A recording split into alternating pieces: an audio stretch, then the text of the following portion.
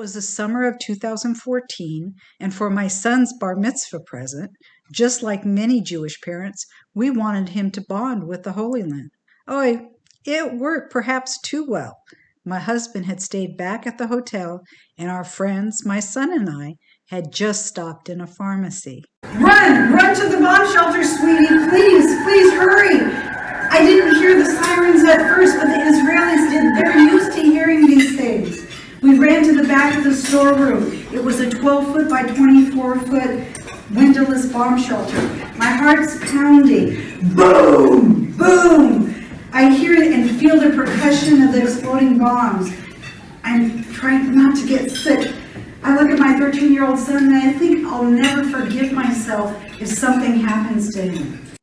That's an excerpt from a speech I gave to the Orange County Jewish Bar Association. It was the first, but not the last time we had to run to a bomb shelter. Our adventure and my transformation is also the subject of my book, Blasted from Complacency, A Journey from Terror to Transformation in Israel. There is no chapter in a parenting book on what to do when a war starts and you're on a family vacation. Think touring extraordinary and sacred sites mixed with cowering in bomb shelters. I'm still trying to get over the Jewish guilt of taking my son to war for his bar mitzvah present. The impact of being human targets helped me understand the plight of Israelis living like this, and it also made me want to work on peace. How Israel is often described on the news is not what I'd seen with my own eyes. And I felt Palestinian parents also preferred their children playing safely in their backyards. The missiles exploded just near enough to blow apart my world as I knew it, forever changing me. And you'd never recognize my life today with what it was like then. I believe I found my life's purpose.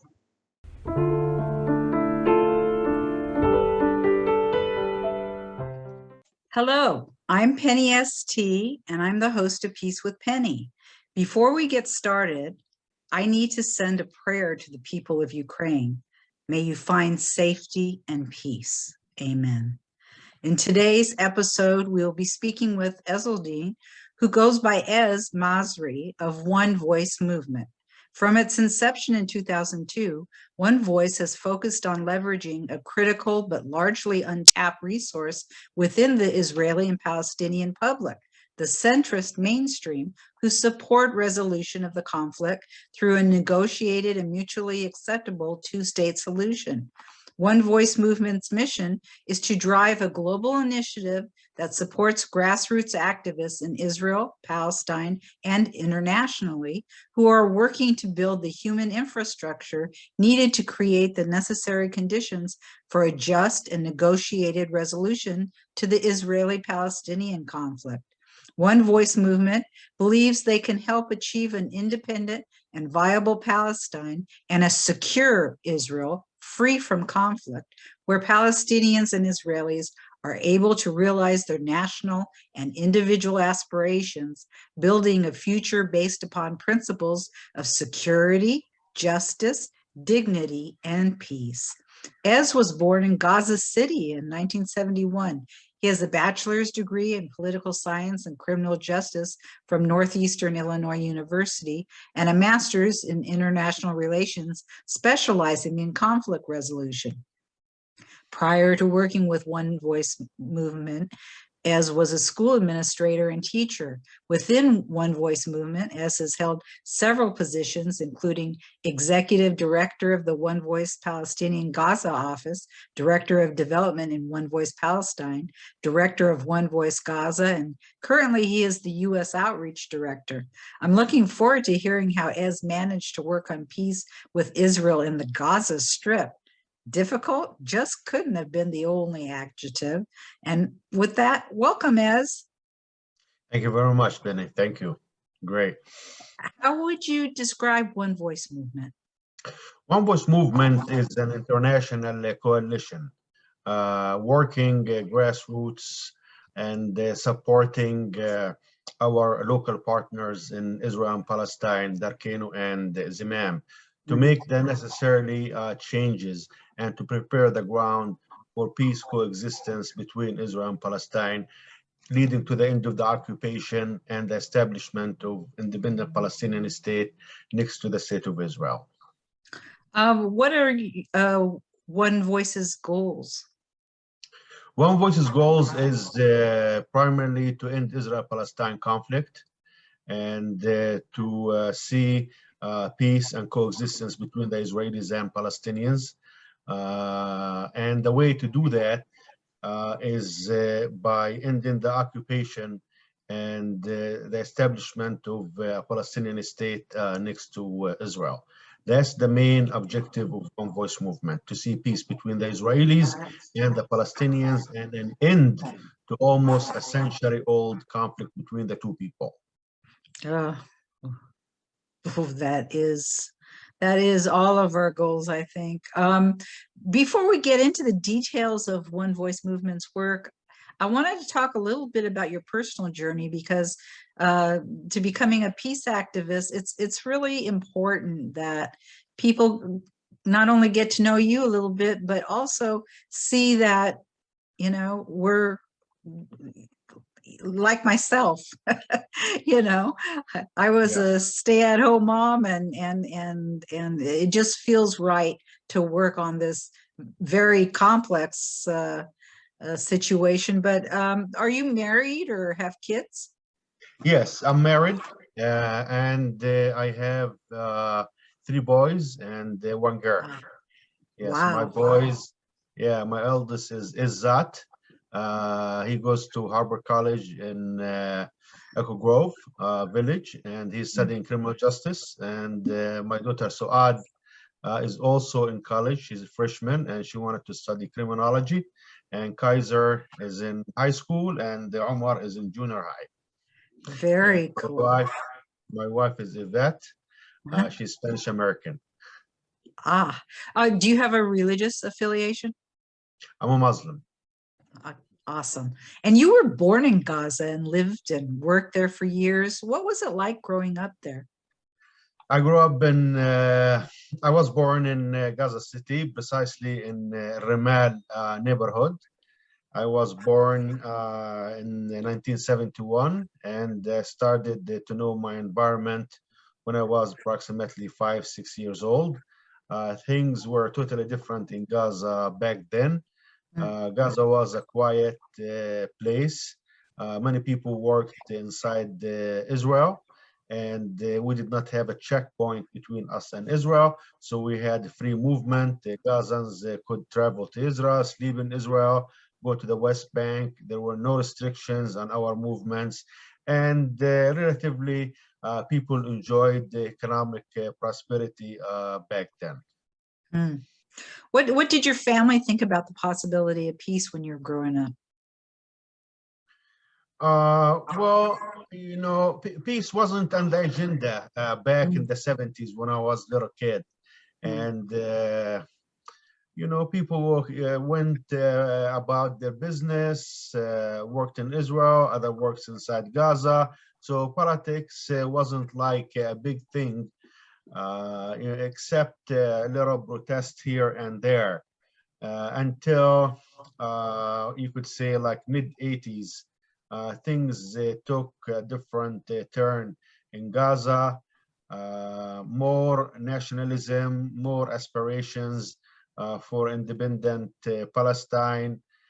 So things took, as I said, a different direction, like in 1987. In 1987, in December, we witnessed the eruption of the first intifada, the first uprising.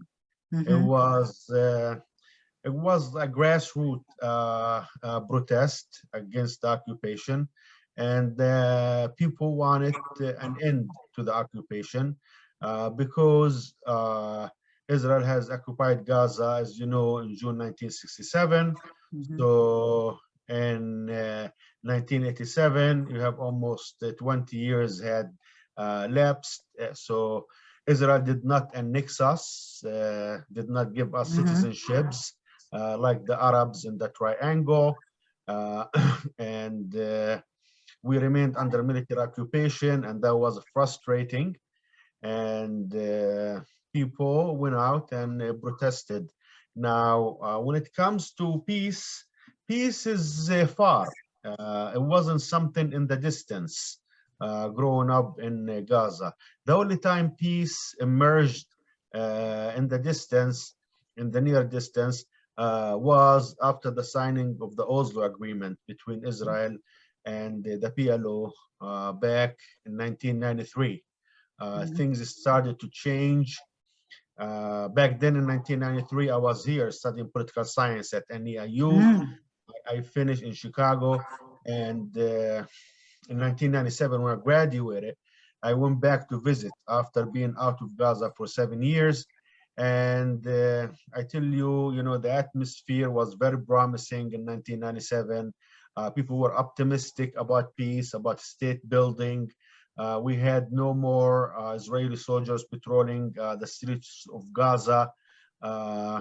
So, people, you could say, they can feel the peace in the air.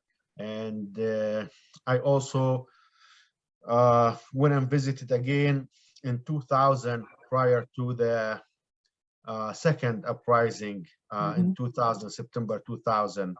I went to visit, and when I visited, actually, in 2000, Chairman Yasser Arafat was at Camp David meeting with the Israeli Prime Minister back then, Ehud Barak.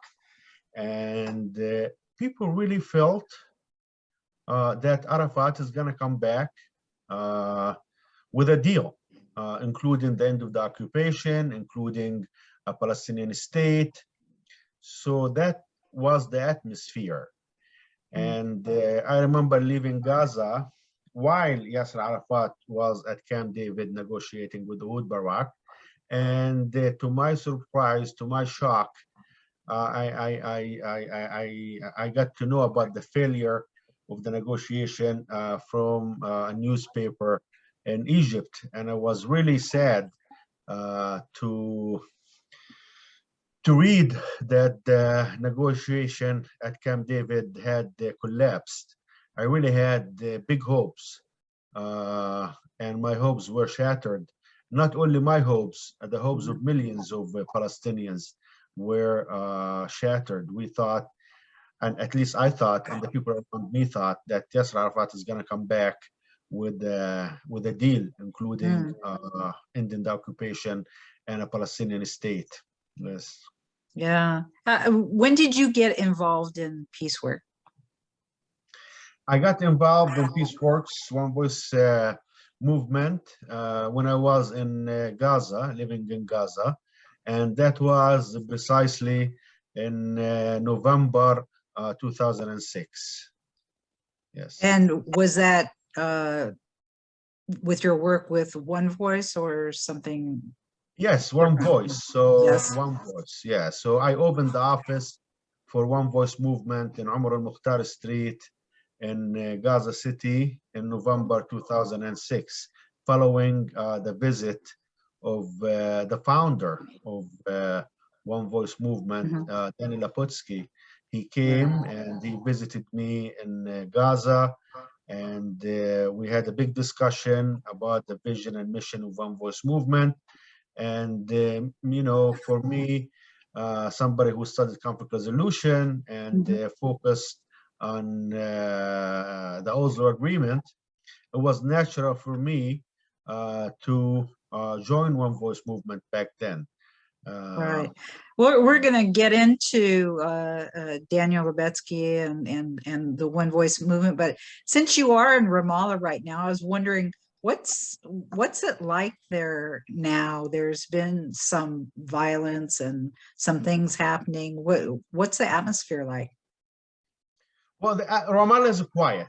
Ramallah is the temporary capital of the Palestinian state, since East Jerusalem is occupied by Israel, and Israel, as you know, had built the security wall.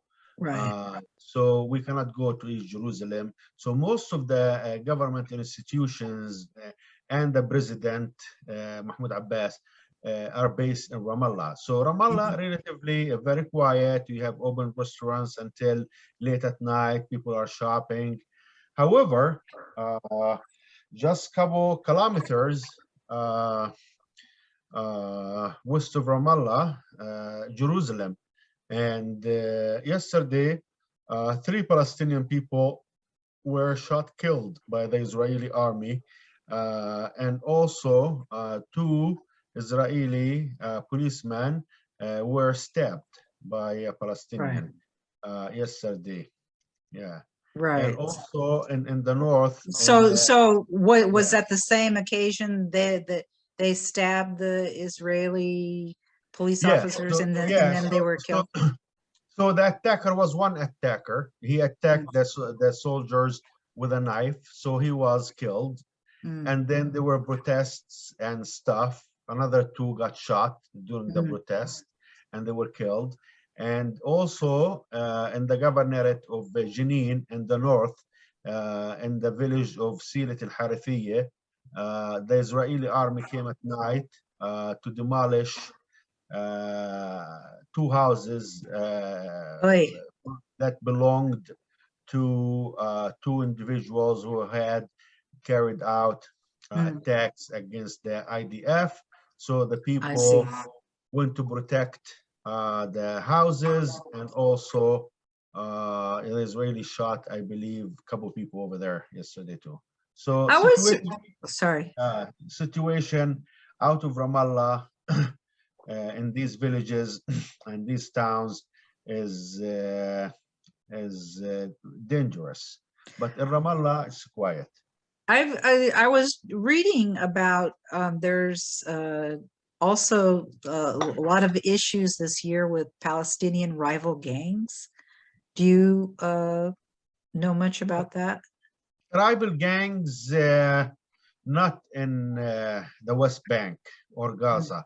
Maybe Palestinians, Israelis.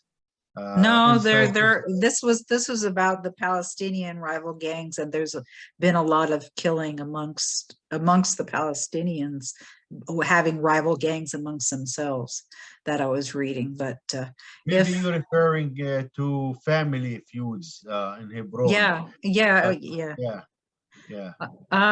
So does what is happening in the Ukraine, is that impacting what's going on in Ramallah at all? No, people are following what's happening in Ukraine. Us Palestinians, people are under military occupation, and we understand the agony of living under military occupation and military invasions. So people sympathize with Ukraine being under attack. Yes. Okay. So now let's get into OneVoice Movement. I'm going to share my screen. Can you give us a little background of him, please?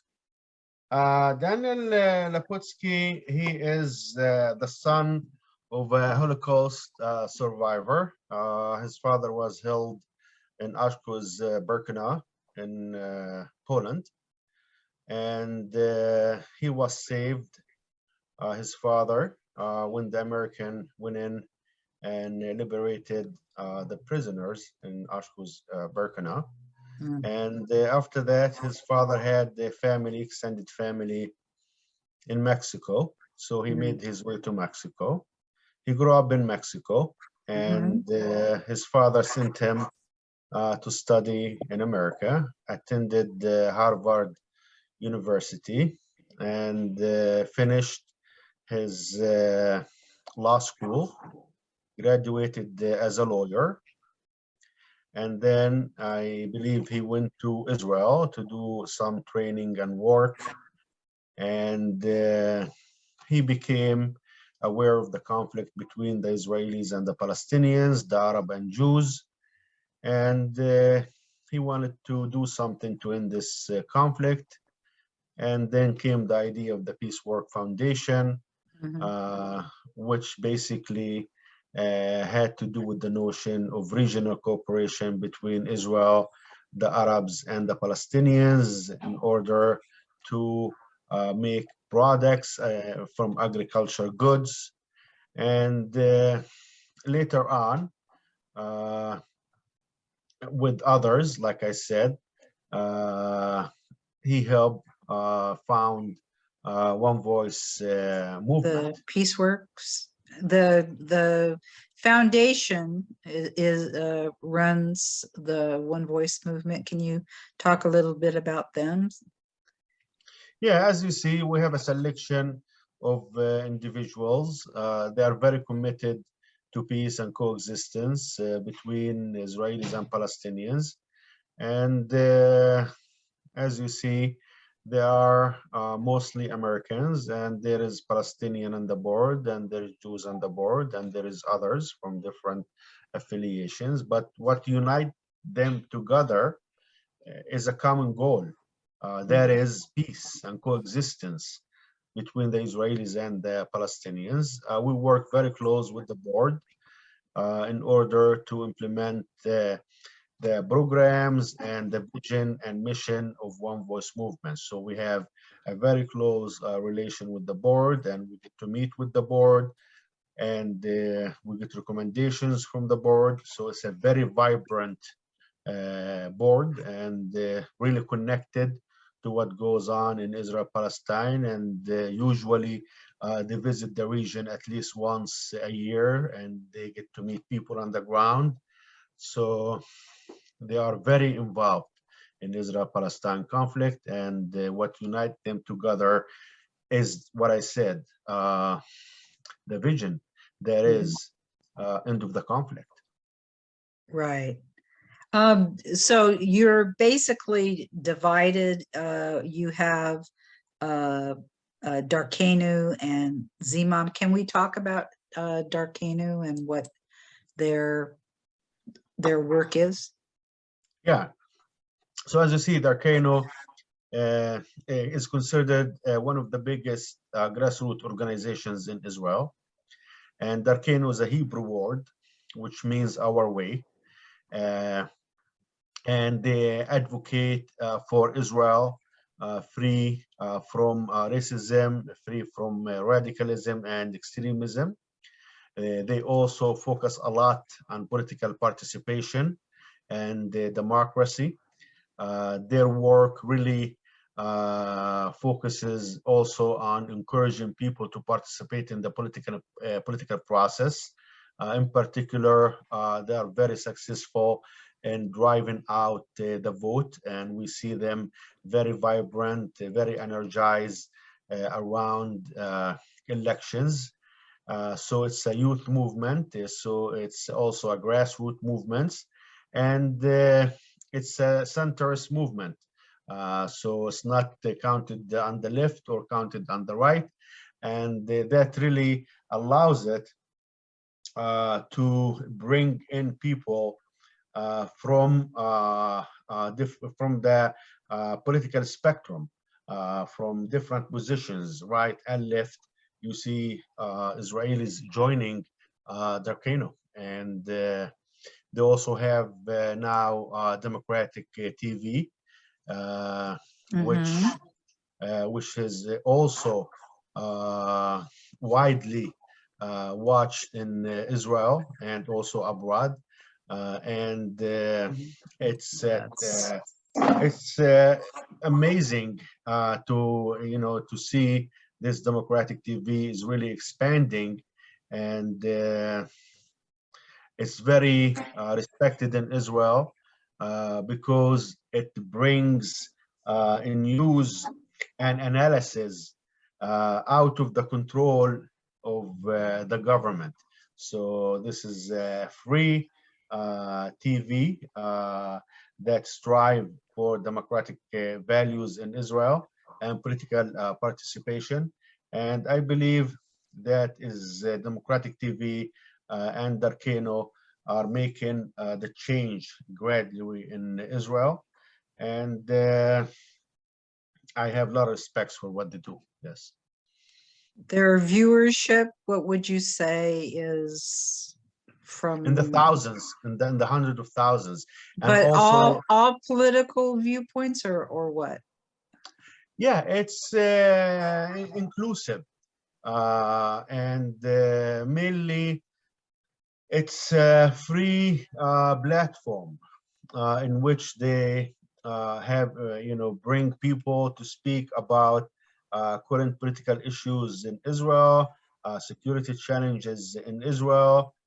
So that's what distinguishes it from, let's say, government-controlled media in Israel, or media that is controlled by tycoons and businessmen. This is a program.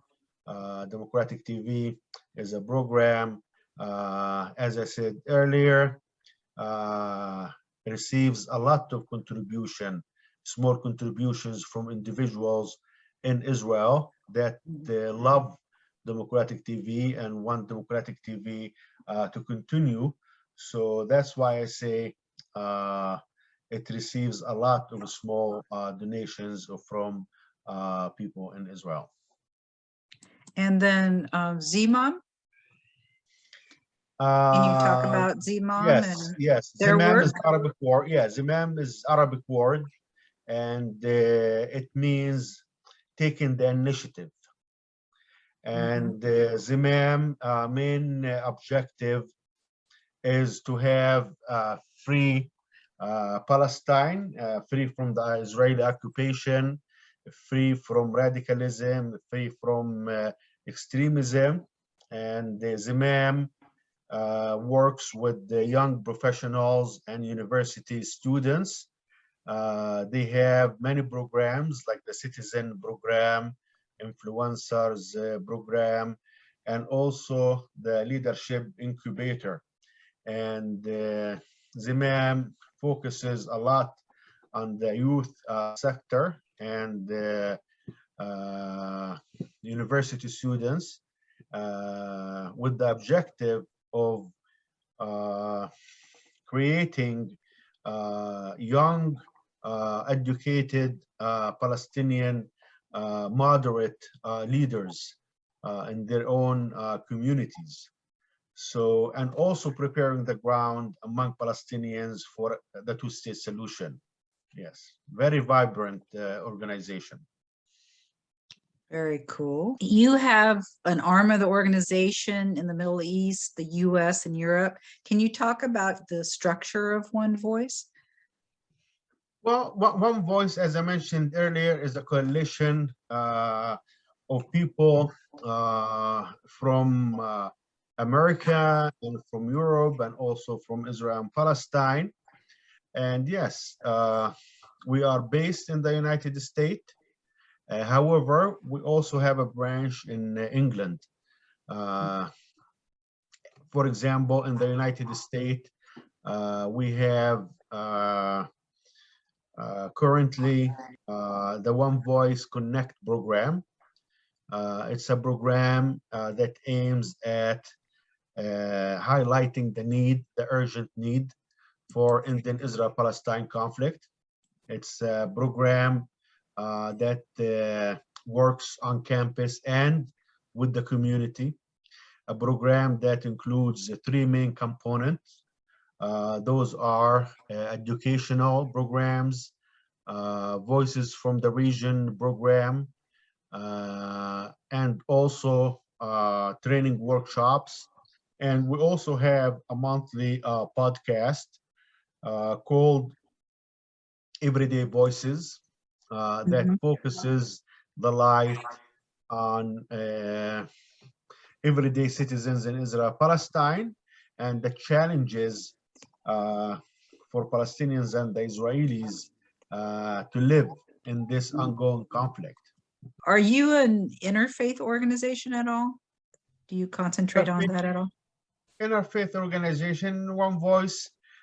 We have Jews, we have Christians, and we have Muslims, working in OneVoice, being activists within OneVoice. Yes, of course. Yes. Right.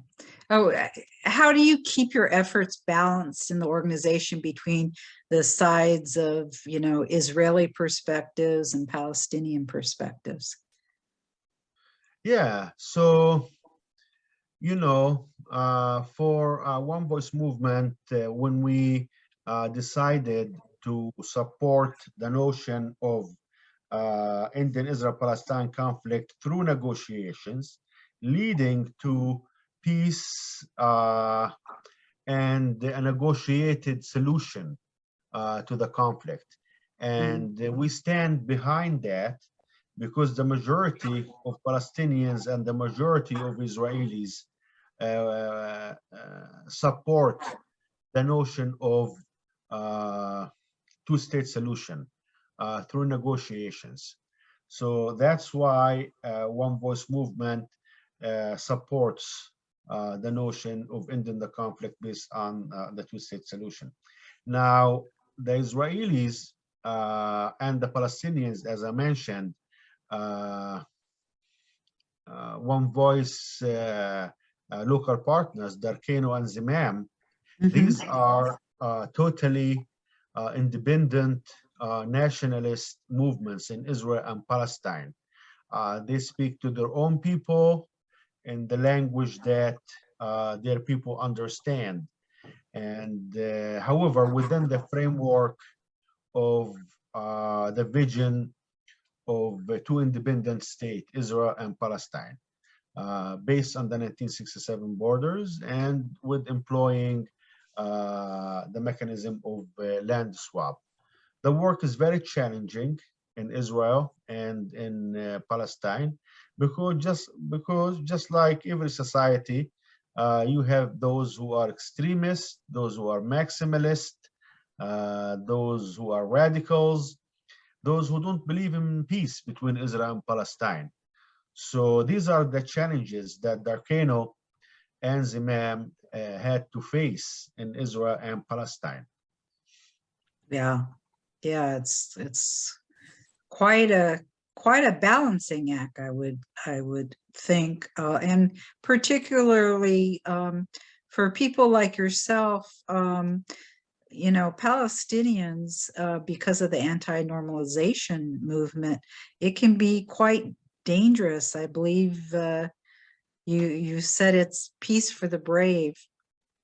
Can you have you had to deal with any dangers to yourself or your family personally because of the work that you do?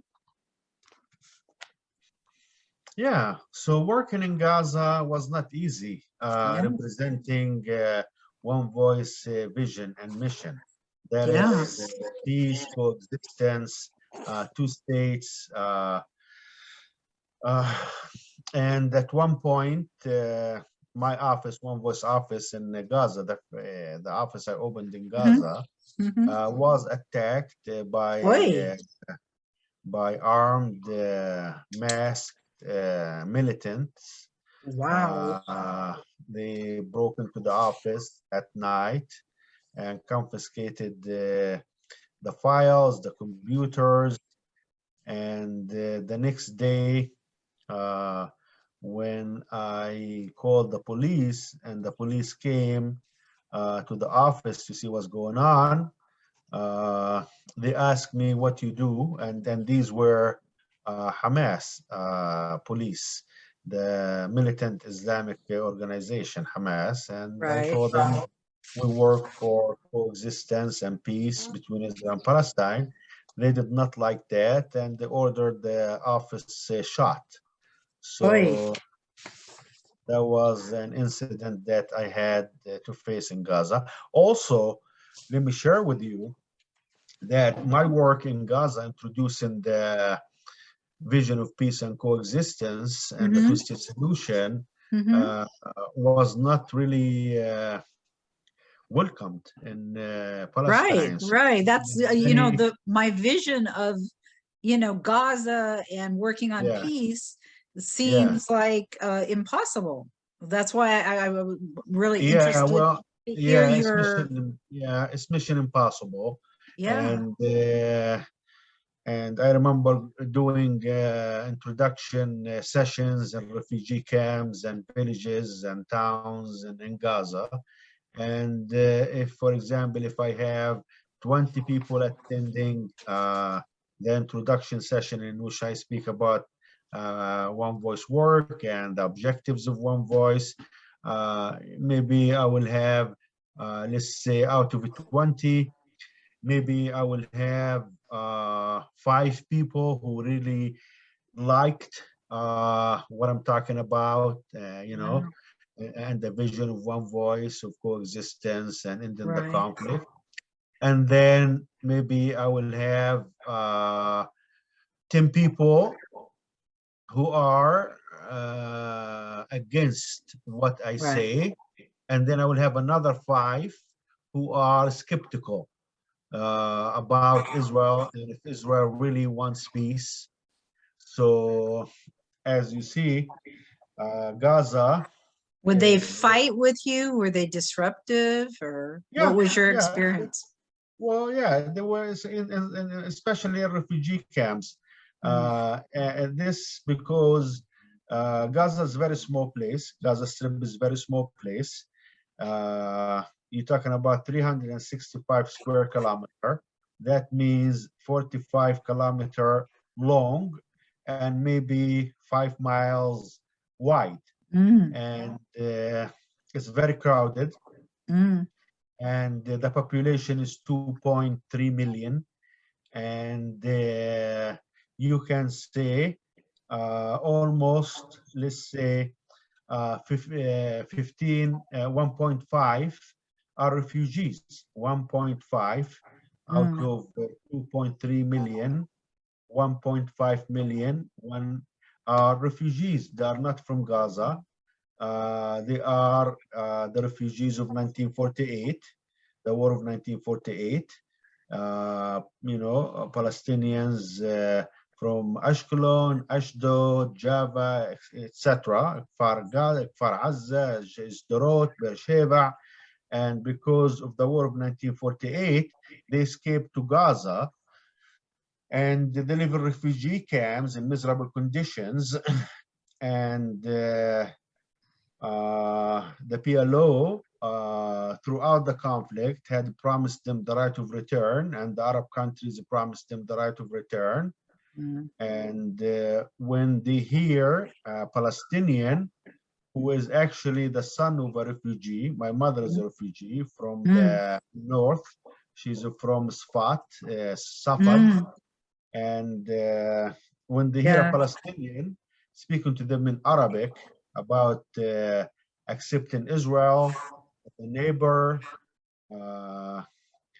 agreeing to the 1967 borders, which means literally 22% only of the British mandate Palestine, and them not going back to Ashdod and Ashkelon and Beersheba and Java, they don't like that. So they are very disruptive. They stand up and they say, "You're not welcome here. Start screaming, get out. We don't want to hear you. You are normalizing the conflict." I had many events that I had to close my laptop and leave because the environment was aggressive. My goodness.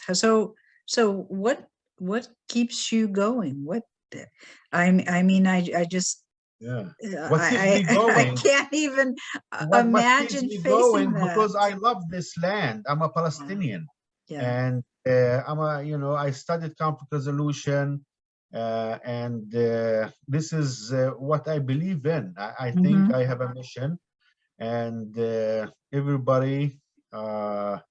A doctor goes to study medicine, a pharmacist goes to study medicine, a teacher studied to be a teacher. And I studied to be somebody who worked in conflict resolution and peace building and peacemaking. And my country is under military occupation, and my people suffer. And I think, just like a doctor who's specialized in medicine, I am an individual who is specialized in conflict resolution and peace building. And just like a doctor doesn't give up on his patient, I'm a peacemaker, and I don't give up on the notion of ending Israel-Palestine conflict and having peace between the two people. Yeah. Well, you obviously, we're working on peace, so you're working with a lot of Israelis and Yes. Jewish Israelis Yes. and together.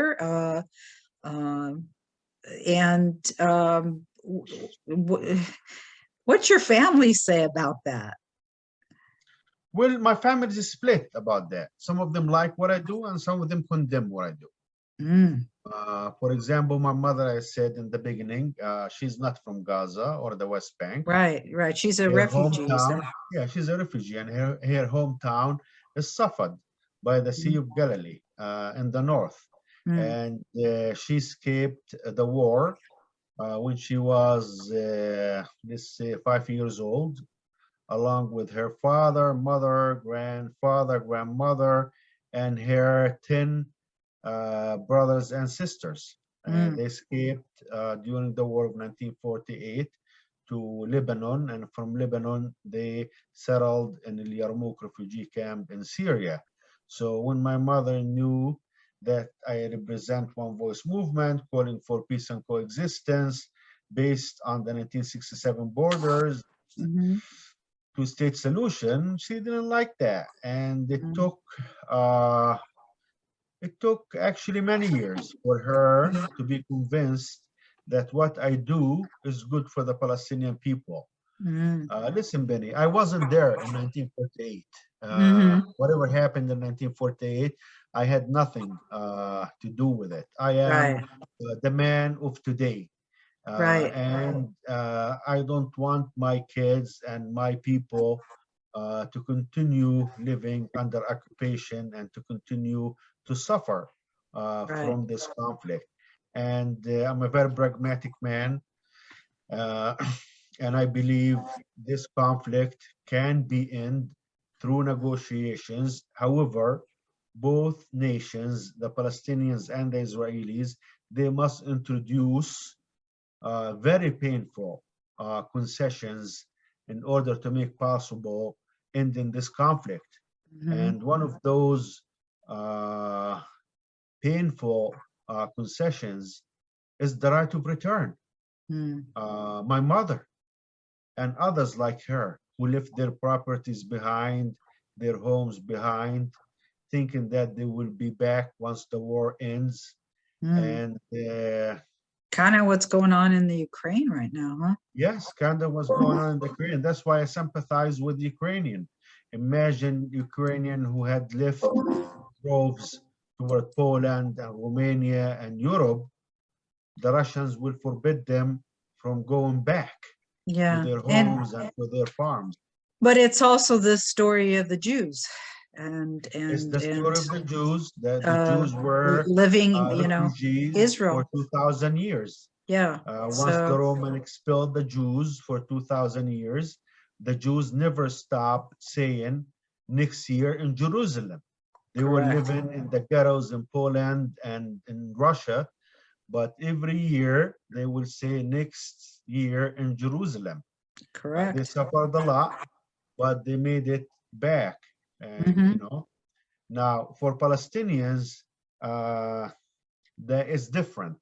There is a state of Israel, and the state of Israel is adamant not to allow refugees to go back because that threatens the demography of Israel and the Jewish majority. And the Jews want to have their own Jewish democratic state. And I understand, okay, their perspective, and in order to make possible the peace, Palestinians have to accept a very painful concession. That is,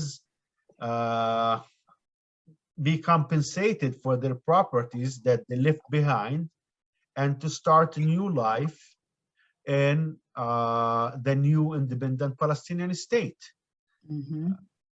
For the sake of our people, we are 14 million around the world. I think the Palestinian refugees somehow need to be compensated for their properties and absorbed within the new Palestinian state.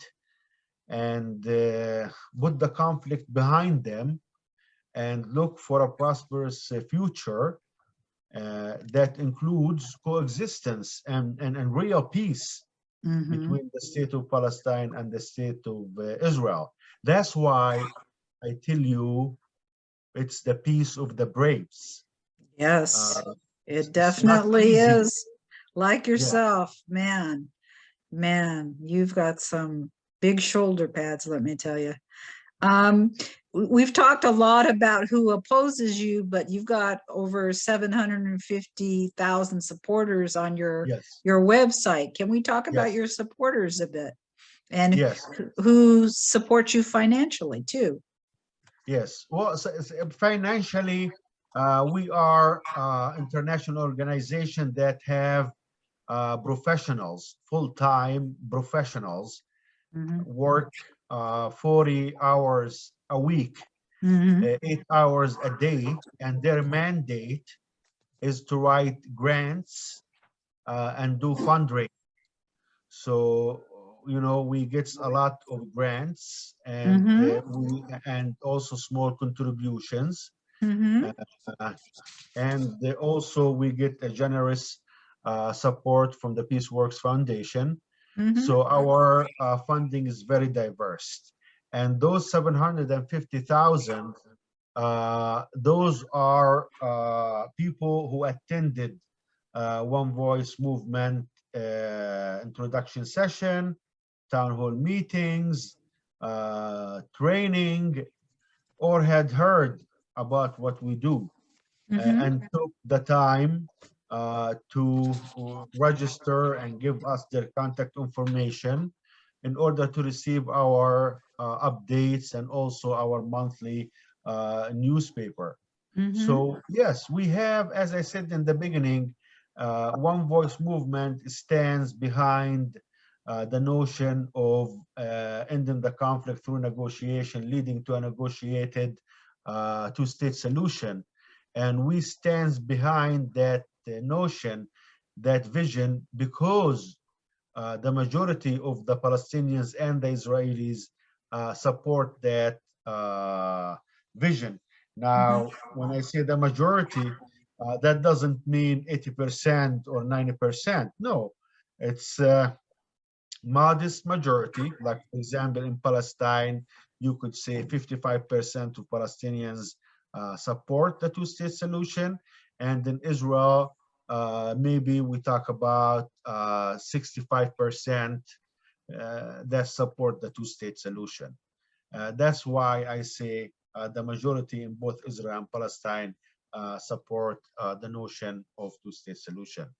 I must talk to more optimistic people, because they're always telling me on both sides, they're always telling me that really 90% want the peace, and it's the 10% extremists who always make the news, but really the far majority want it. But sounds like you have more realistic statistics, huh? Yes, I'm a very realist. I'm not going to go claim that 90% of the Palestinian people. Well, good. I mean, not good that, I wish it was 90%, but I wish.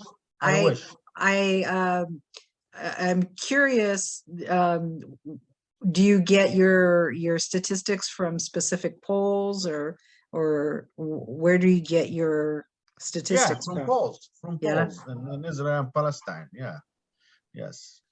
Very cool. So this will be your 20th anniversary of OneVoice, and I'm wondering, do you have some special events planned? Well, yes, actually, I'm down here and with my colleague Andrew, and we are conducting interviews with activists who used to be around OneVoice Israel, OneVoice Palestine, and we're planning also a delegation of supporters to come down to Israel and Palestine, hopefully in June. And we're very excited about us being involved in this work on the ground in both Israel and Palestine. It's a very exciting time for us, One Voice Movement, and to see the impact that One Voice had on Israelis and Palestinians. We worked very hard with Israelis and Palestinians through our workshops and town hall meetings, and we helped many in Israel and Palestine renounce violence and choose peace.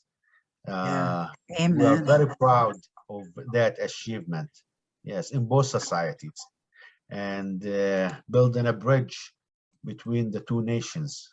Yeah. Yeah. Well, one of the things that I did want to get back to is the challenges of joint peace building. We've talked about some of them, or are there others that you'd like to talk about that we haven't? Yes. So this seminar, this training was done last year between a group of Israelis and Palestinians peace builders. And actually, the day before yesterday, I was invited to do a similar training on the challenges of joint peace building.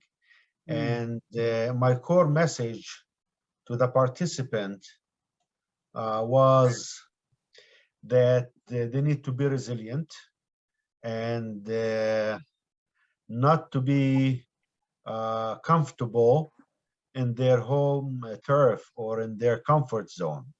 Meaning, yes, it's great that we're doing this jointly. The atmosphere is full of peace and optimism and solidarity.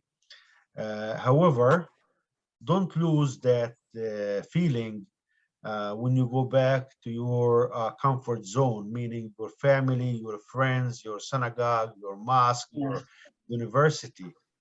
Be ambassadors within your own communities for peace and coexistence. That was my message to them. It's very important that we continue doing these joint meetings and joint training, I believe. Yeah, and a lot of the peace workers that I work with and interview talk about, they don't want sessions where they share hummus and feel good about themselves and then don't go back and do anything. That they need action. They need actions. They need actions. And soon we are going to introduce a new program, hopefully in the fall, that is Common Ground. It will have both Israelis and Palestinians again working for peace and coexistence. Yes. And do you have any more details about that? It will be a program that will involve Israelis and Palestinians again working jointly on policy making. Yes. Policy making? Yes. So they will choose to cooperate on enterprises and projects that will benefit both Israelis and Palestinians. Trying to drive certain laws to be certain passed? laws, certain policies, certain environmental policies, stuff maybe that has to do with water, maybe has to do with transportations, but things that both Israelis and Palestinians share. Listen, Benny, we live approximately right next to each others. We share the same water, the same air. We share same road infrastructure. We confront common challenges that has to do with the wastewater, sewage treatment, shortage of drinking water, air pollution. So we have a lot to focus on. Yes. Right. It's not like the peace between Egypt and Israel, for example.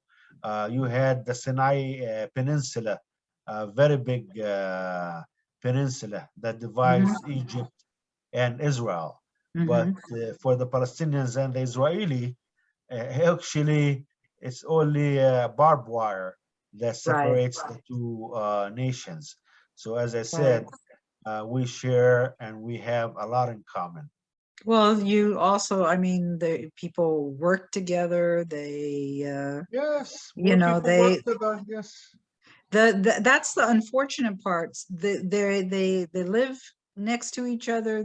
They next to each work other. often together, but They work often together. Yeah. they keep very separate socially, and that's to get them to blend together is the work, really. Yes, yes. I mean, the state of social relation maybe is not very strong because of the conflict.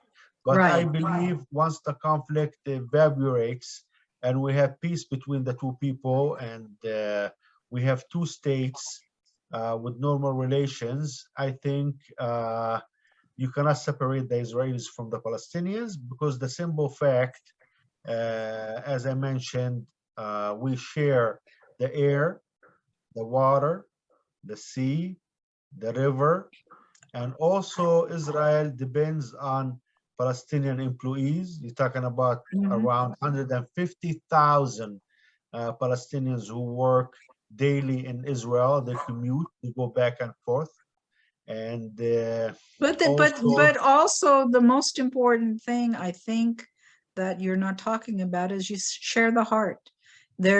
Both peoples have suffered. Both peoples yes, you're right. have have been Victimized, victimized. Both yes. peoples have struggled, and therefore really should understand each other.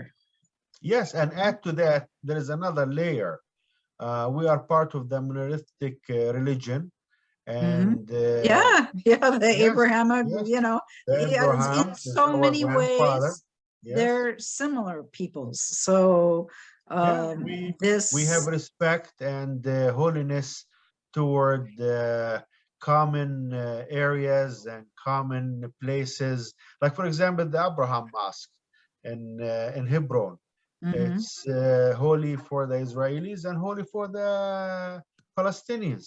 Oh, Uh, the, there's so many, yeah, the Aqsa compound yes, in yeah, Jerusalem, there's the it's Temple holy for Mount. both. The Temple Mount is holy Yeah. for both people. If you are going to be a good Muslim, you must accept Moses as a prophet. Hmm. That's in our religion and our teaching. Yeah. And we share a lot, Muslims and Jews, we share a lot in our religion, Right. like kosher, and we don't eat pork, and Yeah. so, and also the language, Penny, the language is Yes. very close. Yes, it's similar. The root is Semitic. So Hmm. you have a lot of vocabulary that is shared by Israelis and Palestinians speaking Arabic and speaking Hebrew. A lot in common. However, the conflict had its negative impact on the social relations between the people. And I think once the conflict evaporates and we have peace and coexistence, I think the relations will be better. I certainly hope so. So let's talk about some of your different projects. First off, let's talk about Everyday Voices, the podcast you have. Yes. Can you talk about that, please? Yes, Everyday Voices podcast. It focuses on the life of everyday Palestinians and Israelis and the challenges and the opportunities out there. So I remember a year ago we did our first episode under the title Farming Across the Conflict, Mm-hmm. in which we interviewed a uh, flower grower in Kfar Azza in Israel, in southern Israel, Mm-hmm. and a strawberry farmer in northern Gaza, Mm. in the town of Beit Lahia. And we teamed them up, and that was our first episode. And they spoke about the challenges of being farmers in a conflict zone. Mm-hmm. and the challenges that has to do with that. Either a shortage of workers, also not being to export their products, and the lack of cooperation between farmers on both sides of the barbed wire, and how it would have looked like if there was no conflict. Mm. It would have been totally different, and the level of cooperation would have been bigger.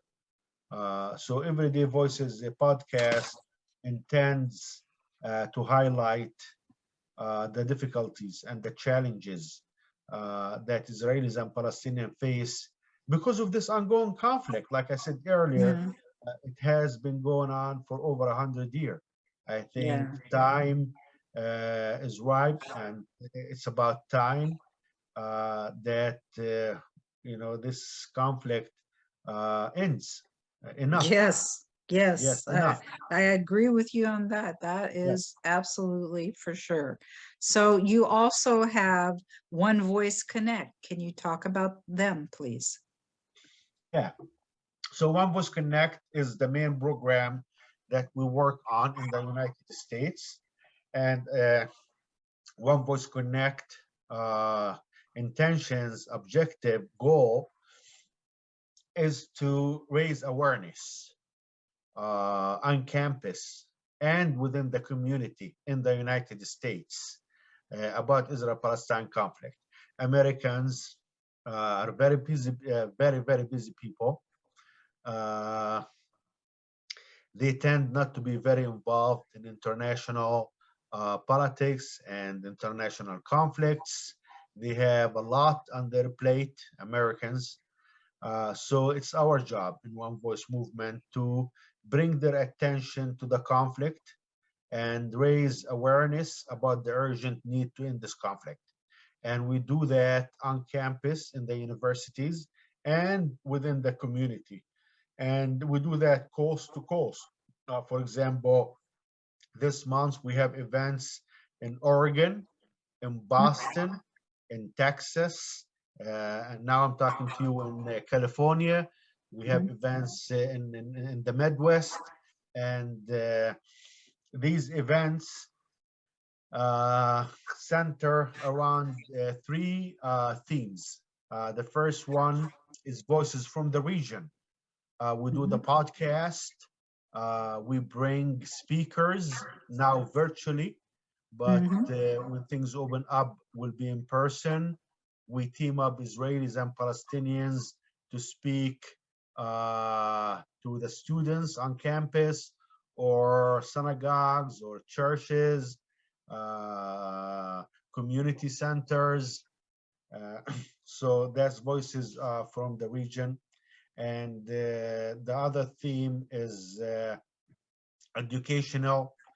So we talk about the roots of the conflict. We talk about the Israeli political system and political map, which focuses on the different parties, political institutions in Israel. We do also the Palestinian political system and political map, introduces to the participants what are the parties that constitute the PLO, what is Hamas, what's the difference between both. We also do workshops. So these intended mostly for college students. And one of those sessions we do is how to handle difficult conversations, because on campus, the level of polarization between Israelis and Right. Palestinians is very high. Right. I And was the going to only ask you about it's yeah. pretty contentious. And how do you deal with that? You know, I test, I test, I tasted, the polarization, the state of polarization when I worked on the program of OneVoice on campus. So going there, trying to recruit students and train students and building chapters on campus and doing events on campus. It was not easy. It was very challenging because, as I mentioned, those who love Israel love Israel. Those who love Palestine, and there is no bridging between the two components.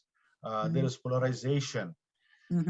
And it was very challenging actually to help build chapters of both Jews and Arabs, Muslims and Israelis working together on campus for the sake of ending this conflict.